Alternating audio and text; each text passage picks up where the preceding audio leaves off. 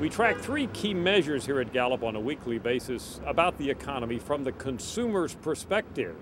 Consumer confidence, job creation, and spending. Now these latter two, as you will note, are behavioral measures. The first is an attitudinal measure.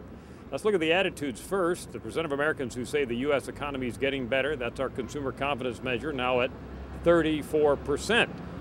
Now when we look at July as a whole, the 3 weeks so far in July, that's going to be down some from our average in June, and June in turn was down some from our average in May.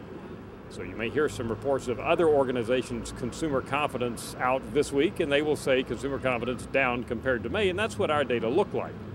However, look back at last June, a year ago, 8% of Americans said the economy was getting better. So clearly we've come a long distance from where we were a year ago. But as noted, this optimism, which began to creep up last fall, peaked a few months ago, and now it's been slightly edging down ever since. That still looks good in comparison to our behavioral measures. Look at job creation, the percent of Americans who work, who are employed, who say their company is hiring, 22%.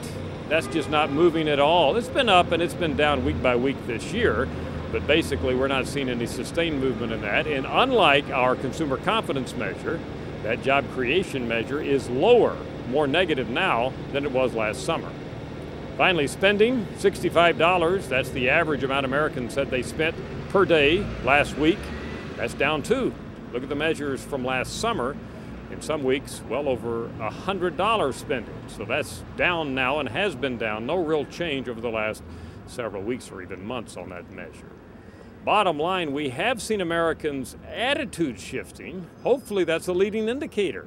But so far we have not seen job creation nor spending, the two measures that really matter, follow suit. I'm Dr. Frank Newport, Editor-in-Chief of the Gallup Poll.